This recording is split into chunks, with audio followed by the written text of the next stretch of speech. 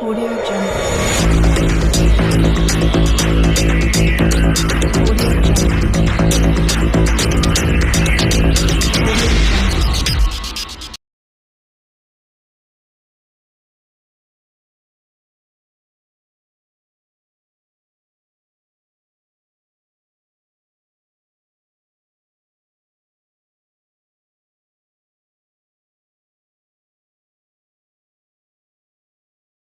Good evening class 8।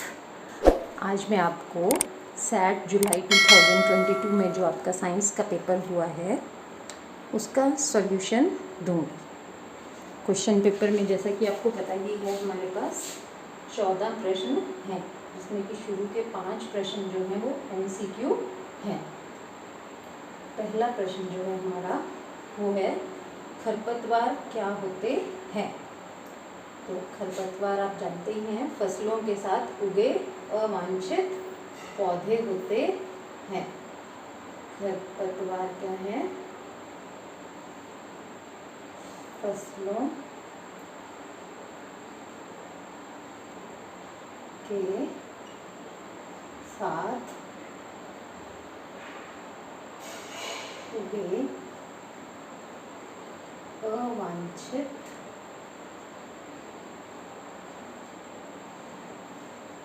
पौधे। आपका ये ऑप्शन नंबर है ख। ऑप्शन जो है हमारा वो ठीक है पहले प्रश्न में।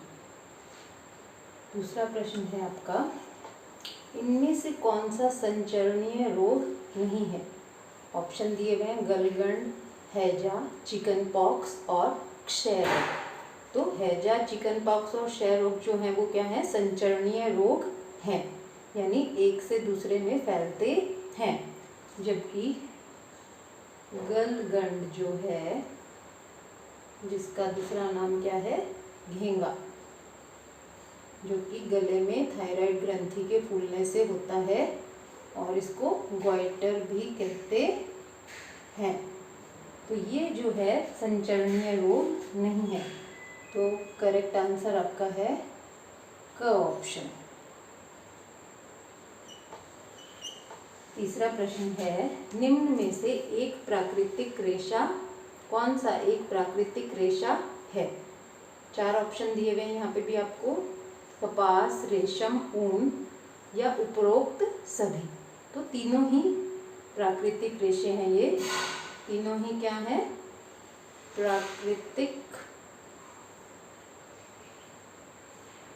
रेशे हैं। कपास, रेशम और ऊन।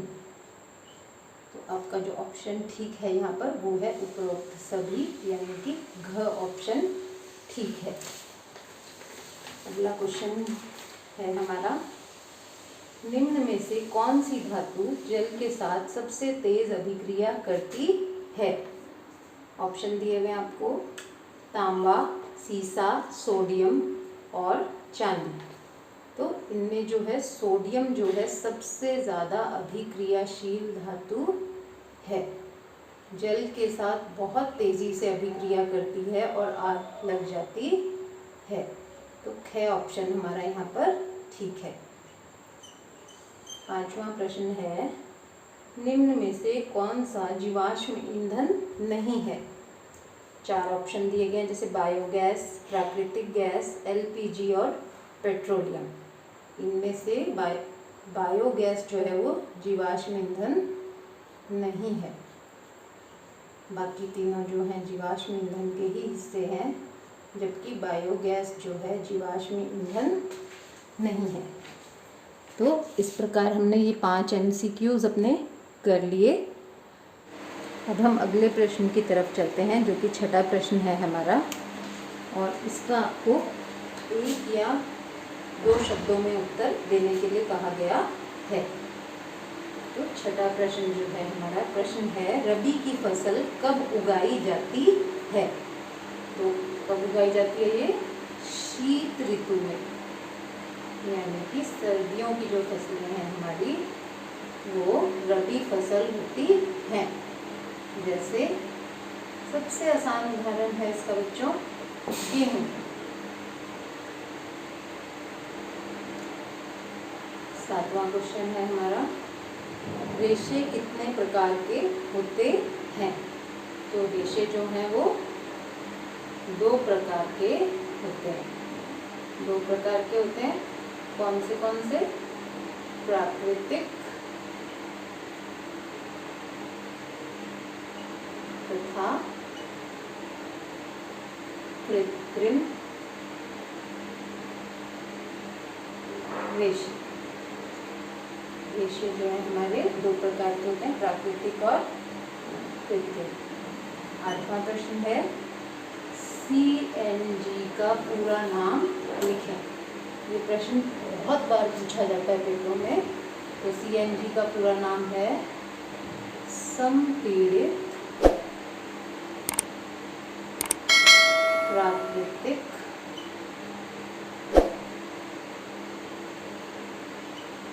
गैस। इंग्लिश में compressed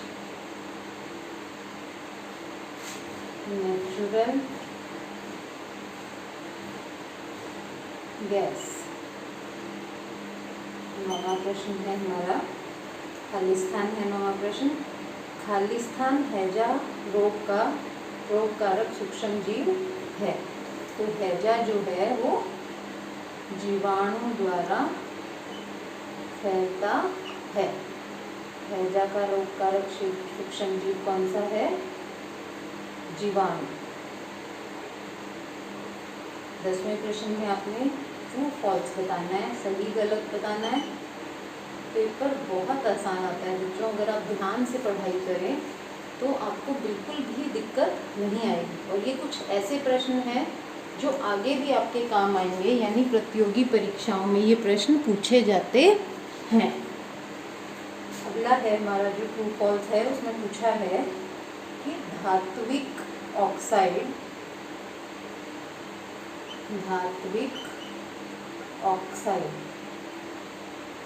ये प्रश्न भी हर साल पेपर में जरूर आता है और 10वीं क्लास तक भी पूछा जाता है बच्चों ये प्रश्न, कि प्रकृति क्षारीय होती है। धात्विक ऑक्साइड की प्रकृति क्षारीय होती है। तो ये ट्रू है, यानी सत्य है। और इसी से आप एक दूसरा प्रश्न यहाँ पर और भी याद कर लें कि अधात्विक जो ऑक्साइड हैं उनकी प्रकृति कैसी होगी? अम्लीय। अधात्विक ऑक्साइड की प्रकृति कैसी होगी? अम्लीय।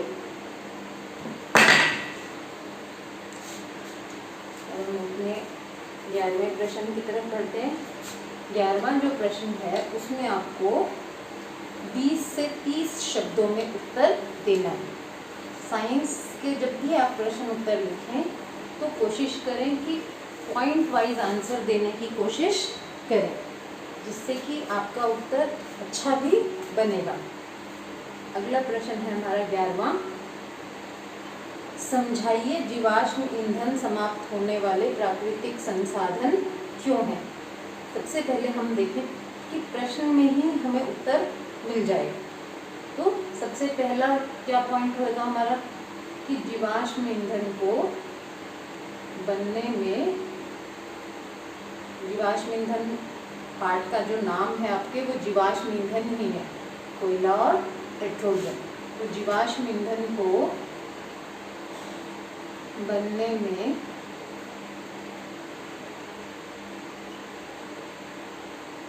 करोड़ों वर्ष लगते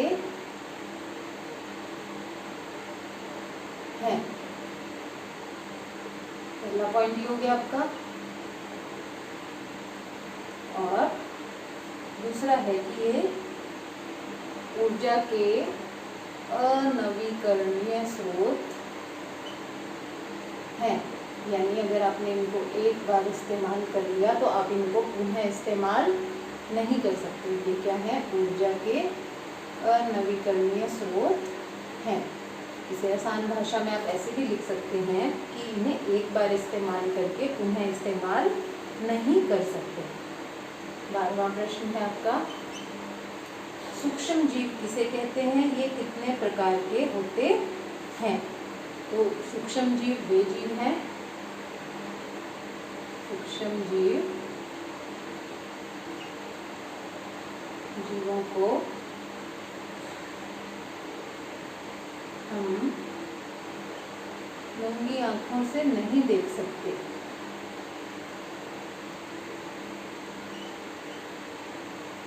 ये नहीं देख सकते, यानी कि हमें उन्हें देखने के लिए सूक्ष्मदर्शी की आवश्यकता होती है। बहुत सारे जीवाणु कीटाणु हमारे पर्यावरण में मौजूद हैं जो हमें दिखाई नहीं देते, हम उन्हें केवल सूक्ष्मदर्शी की सहायता से देख सकते हैं।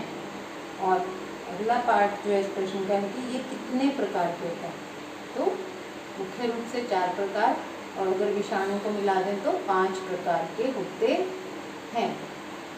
कौन कौन से हैं ये, कवक, शैवाल, प्रोटोजोआ,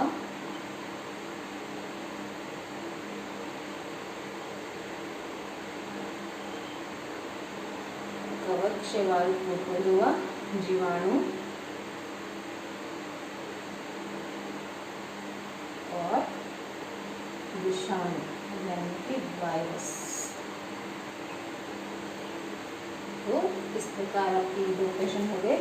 अब हमारे लास्ट 2 प्रश्न बचे हैं जिनके उत्तर आपने 30 से 40 शब्दों में देने हैं। और ये 2 प्रश्न हैं हमारे।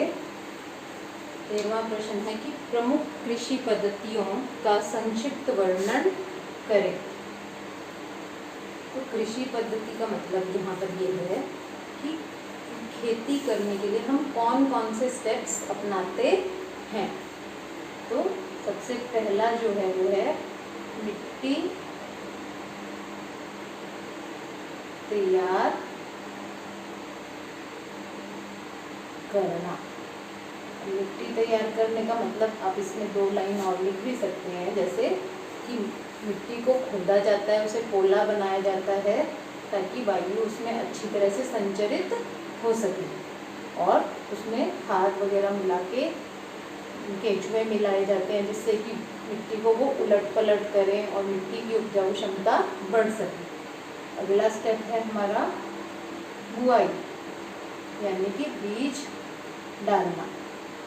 खेत में बीज डालना, तो हमें अच्छी किस्म के बीजों का चयन करना चाहिए जिससे कि फसल अच्छी हो। अगला स्टेप हमारा है उसमें फिर खाद तथा उर्वरक डालना। अच्छी फसल प्राप्त करने के लिए हमें खाद और उर्वरक का प्रयोग करना पड़ता है, लेकिन हमें ज़्यादा खाद का प्रयोग करना चाहिए क्योंकि ये मिट्टी के लिए बहुत अच्छी होती है। अगला एक और स्टेप जो होता है वो मुख्य स्टेप जो है वो है सिंचाई। तो सिंचाई के कई माध्यम होते हैं। पुराने जो माध्यम थे वो जैसे थे रहट, चेन पंप, और आधुनिक जो माध्यम है वो है आपके ड्रिप तंत्र, छिड़काव तंत्र,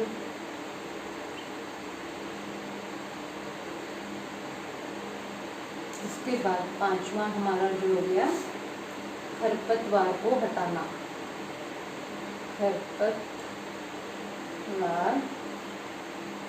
से सुरक्षा, इसके लिए हम निराई करते हैं खेतों में, यानी कि खरपतवार को जड़ से उखाड़ देते हैं, या फिर रासायनिक तरीके भी अपना सकते हैं जैसे 2,4-D दवाई का इस्तेमाल करके भी हम खरपतवार से फसलों की सुरक्षा कर सकते हैं। छठा जो है हमारा फिर कटाई। थ्रेशर, कंबाइन मशीनों का इस्तेमाल करके फसलों की कटाई की जाती है और लास्ट में हम उनको भंडारित करते हैं, यानी लास्ट में उसका भंडारण किया जाता है। इसके बाद आपका लास्ट जो क्वेश्चन है 14th क्वेश्चन पेपर का, बहुत इम्पोर्टेंट भी है और आसान भी है। धातुओं और अधातुओं के किन्हीं 3 भौतिक गुणों के आधार पर अंतर स्पष्ट करें।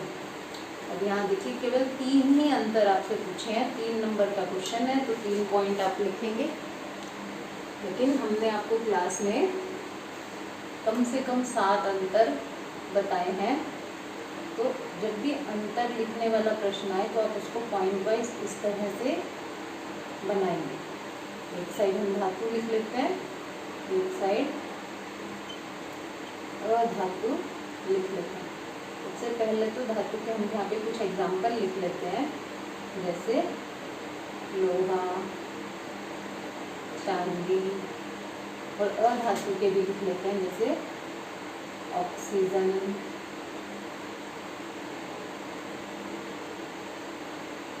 आयोडीन। तो जिससे आपको क्लियर हो जाए और भी कि क्या होते हैं धातु और अधातु। अब सबसे पहले धातु जो है कैसे होते हैं, कठोर होते हैं। धातु जो है मूल रूप से कठोर होते हैं, जबकि अधातु कठोर नहीं होते।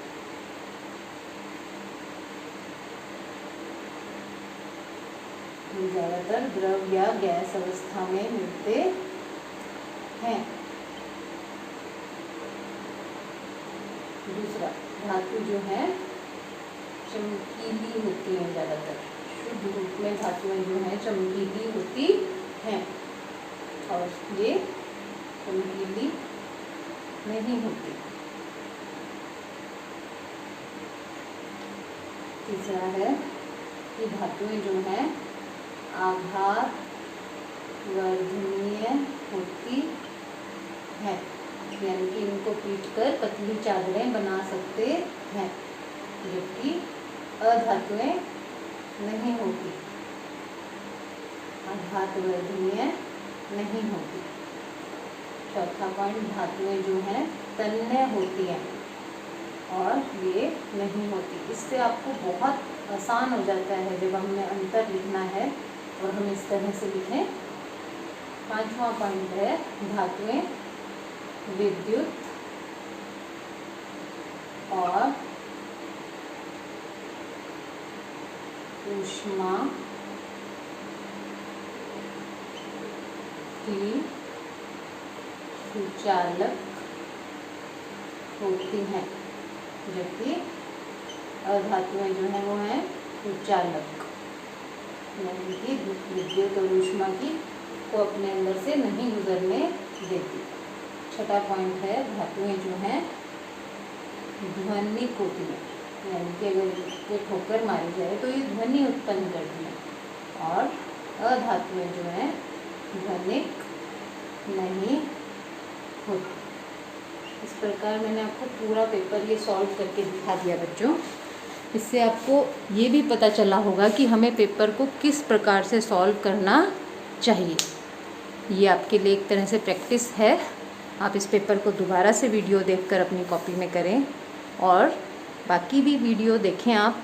हर चैप्टर के लगभग आपको वीडियो प्रोवाइड करवाए हैं मैंने, बहुत ही इजी लैंग्वेज में। तो आप चैनल को सब्सक्राइब कर लें और सभी वीडियोस को ध्यान से देखें और इसी प्रकार हमेशा पढ़ते रहें। Thank you.